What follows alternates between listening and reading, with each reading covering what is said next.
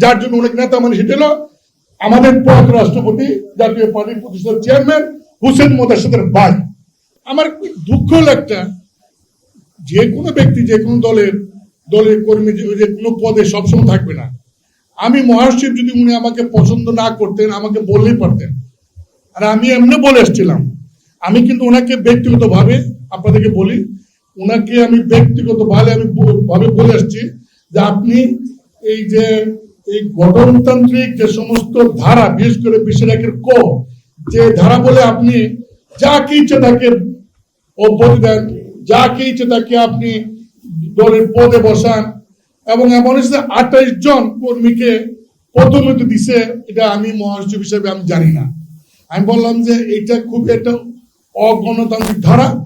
আপনি সব সময় গণতন্ত্রের পক্ষে বলেন, আপনি সব সময় স্বৈরতন্ত্রের বিপক্ষে আপনার কণ্ঠ সোচ্চার, এবং আপনি অটোক্রেসির বিরুদ্ধে বলেন। তাহলে আপনি ঘর থেকে আপনি অন্তত গণতন্ত্র আরম্ভ করেন। এই গণতন্ত্রের যে ২০-১ ক, আমি বিএনপি, আওয়ামী লীগ সহ বাংলাদেশে অনেক রাজনৈতিক দলের গণতন্ত্র কালেকশন করে আমি দেখলাম যে এই ধরনের কোনো ধারা অন্য কোন দলের গণতন্ত্রে নাই। আমি বললাম যে আপনি এই ধারাটা পরিবর্তন করেন, এটা করা প্রয়োজন।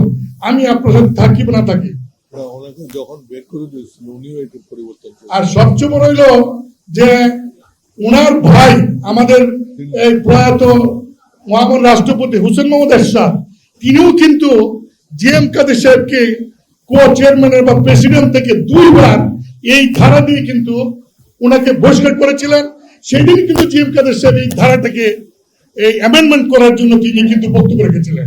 আজকে যেমন আমরা বলছি এরকম তিনিও কিন্তু বলছেন, তারপরও এই ধারাটা তিনি পরিবর্তন করেন নাই। ঠিক আছে, পরিবর্তন করেন নাই। আমার একটাই দুঃখ যে 1986 সালে যখন এই দল প্রথম গঠন হয়, আমি সেই কমিটিতে যুব বিশ্ব সম্পাদক ছিলাম। 86 পরে 86তে আমি এমপি হই, 87তে আমি ডেপুটি মিনিস্টার হই।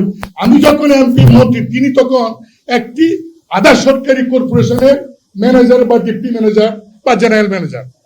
তিনি 86 পরে দল হয়, তার 10 বছর পর 96তে এসে তিনি জাতীয় পার্টিতে জয়েন করেন। তাকে নেতা হিসেবে মান্য করার রাজনৈতিকভাবে কোনো কোয়ালিটি আমার চেয়ে বেশি নাই, এমন কোন কেরিয়ার নাই ওনাকে আমি নেতা মানবো। একটাই গুণ আছে, অনলি একটাই গুণ, যার জন্য অনেক নেতা মানে সেটা হলো আমাদের প্রয়াত রাষ্ট্রপতি জাতীয় পার্টির প্রতিষ্ঠাতা চেয়ারম্যান হোসেন মোদার্শেদের ভাই। তার ভাই, সেই কারণে ওনাকে মানতাম। জনাব জিএম কাদের, আমি এমন কি অপরাধ করলাম? আপনি মহাসচিবকে বাদ দেন, আপত্তি নাই, প্রাথমিক সদস্য পদ থেকে আপনি বাদ দিলেন, এটা কেমন কথা? এটি কি কোনো মানে রাজনৈতিক নেতা আচরণ হতে পারে? যে লোকটি আমি এই 86 থেকে 40 বছর 50 বছর দেওয়ার এই দলে ব্যারিস্টার আনিসুল মাহমুদ যখন 79 এমপি এবং 84 যখন মন্ত্রী, তখন কিন্তু জিএম কাদের সাহেব অ্যাসিস্ট্যান্ট ম্যানেজার ছিলেন, জাস্ট একজন অ্যাসিস্ট্যান্ট ম্যানেজার। হাওলাদার সাহেব যখন ডেপুটি মিনিস্টার 79-80তে, তখন জিএম কাদের সাহেব ম্যানেজার ছিলেন।